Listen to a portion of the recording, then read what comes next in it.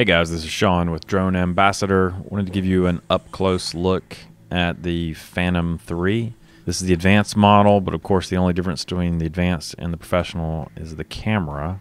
The Phantom 3 features more powerful motors, and apparently the props have been redesigned as well. And it's very noticeable. This thing is quick to take off, and you can pilot it with authority. Examining the underbelly, we find the camera and gimbal apparatus. This is a really wonderful feature of the Phantom 3 Advanced and Professional, the fully integrated gimbal and camera.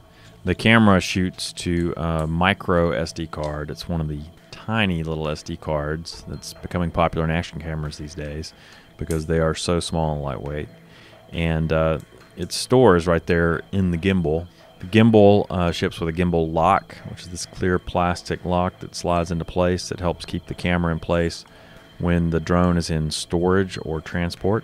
Towards the rear underside, we find the Phantom's visual positioning system, which works kind of like sonar to detect the ground at all times.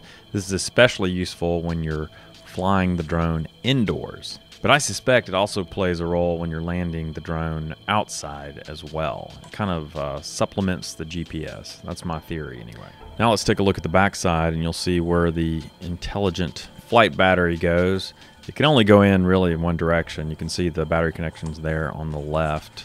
And in fact, let's go ahead and insert the battery. Something that's very important to note here is the battery will click into place.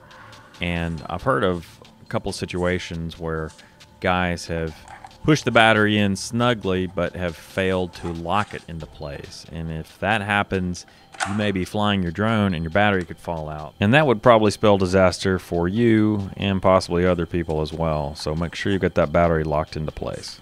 I'll tell you, handling the Phantom with battery in place and all, it's a substantial piece of equipment. There's a lot more weight here. And that's not necessarily a bad thing. There's a lot of great technology inside. So let's move on to the controller. This is the new Phantom 3 controller. You can see up top there's the mount for the mobile device of your choice. And I have a lanyard attached to my controller. A lanyard of some sort is a really big help because when you're out in the field flying your drone, you don't want to be worried about dropping your controller because that could be bad news. I'll put a link in the YouTube description to the lanyard that I use with my drone. It's got a quick release, which is nice. Of course, the joysticks are turned to the center position when they're not being used. Up top, you got the flip-out antenna and gimbal adjustment control. You've got some video controls, your shutter button for your photos. On the bottom side, you've got a couple of customizable buttons that you could set for your battery life remaining, that sort of thing. Around the perimeter of the controller, there's grippy rubber texture, so makes it really comfortable to hold.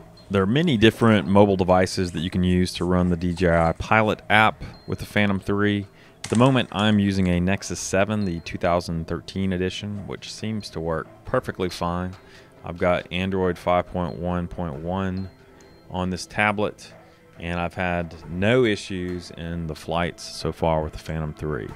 And it seems to be fairly well balanced on the controller. I think if you're getting a screen much larger than 7 or 8 inches, it's going to be pretty large to balance on the controller. I mean, personally, I would favor a smaller Android tablet or an iPad mini of some sort. So that's a quick, closer look at the Phantom 3 and the controller here on the Drone Ambassador YouTube channel. Thanks for watching and subscribing. Until next time, don't just be a hobbyist, be an ambassador.